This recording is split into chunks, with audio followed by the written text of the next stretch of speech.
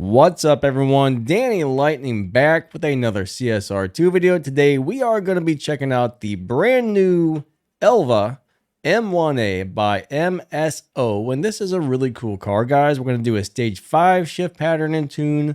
We're going to do a maxed out stage 6 shift pattern and tune. We're going to do a review on the car, and then we're going to see if we can find any type of really awesome, crazy live racing setup that will let this guy excel in live. So let's go do it to it and see what we can find out, guys. Let's see what we can find out.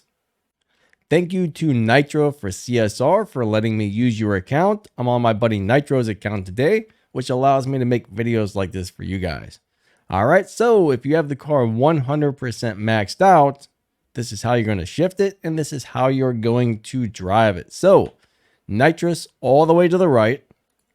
Final drive around 2.57, tire pressure 8 psi, and that gives us a dyno of a 7.094. So this is a very fast car. And let's go ahead and show you guys how to drive it on stage 6 with all the fusions and all the stage 6 parts. Yeah.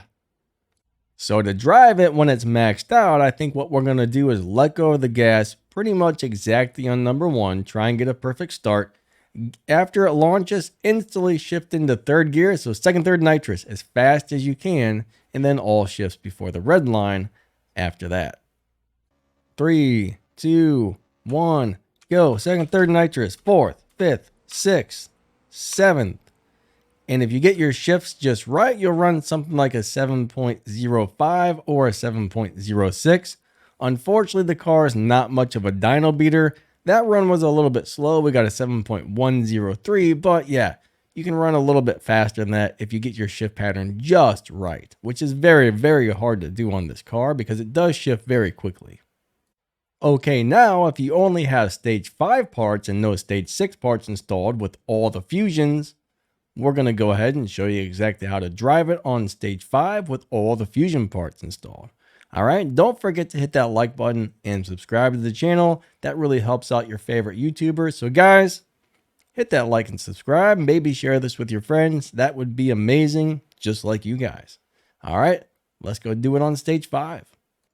Now the tune does change just a little bit once you go from stage 5 to stage 6. So changing parts does change the way your cars need to be tuned.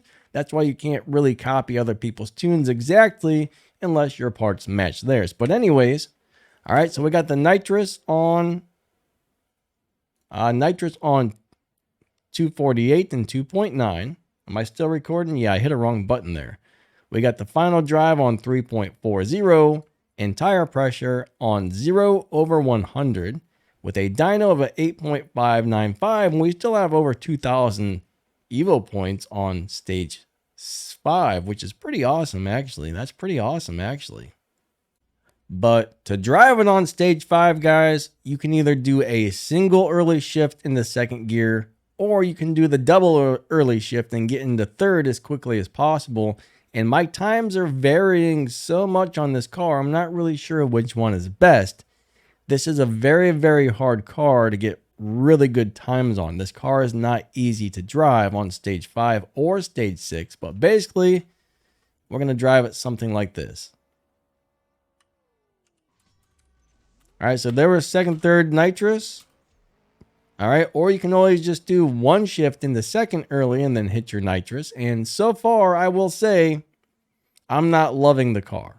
All right, 646, 647s with a dyno time of a 595. It is not easy to drive, guys. It is not easy to drive. So yeah, so far, I'm just not loving it. But let's go ahead and do a little bit of a review on this car and talk about it. Okay, so this car does have a few nice things going for it, but overall, I'm not loving it so far. We will see if we can find the live racing setup in just a minute, but the good about the car, guys, the good about this car is it does a 7.0 maxed out, 7.06, 7.07s, 391 miles per hour, not bad. 0 to 60 in 0.8, 0 to 100 in 1.0. So the acceleration is good. The top speed is good. All around, it's okay, but it's almost impossible to beat the dyno time. You're not going to beat the dyno time on this car on a standard tune. You might be able to downshift it. So bottom line is, so far, it's very fast, running 7.0s, but besides that, I don't like anything about it. So far, I don't like anything about it.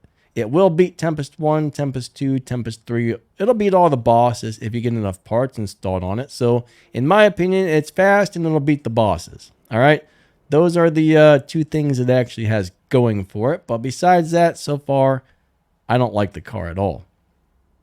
But let's go see if we can find the live racing setup for this. We'll let you know in just a second. Okay, so I'm not really finding anything too special as far as a live racing tune. The best we're going to get is if you fit the car to all stage 4 parts, you can get a decent tune for a 1437 Evo. We got the transmission at 3.72, nitrous. We can play with that a little bit if you want. You know, you're up in the 440s. That might bring it down. 10.699, 10.7s. Tires still at 8 psi, but it's not going to be a good live racing car, I don't think. You might be able to set it to stage 4 and win a couple live races, but I don't think it's going to do much of anything. So bottom line, I don't like the car. I don't like the car. It's a cool prize, but I'm not into it.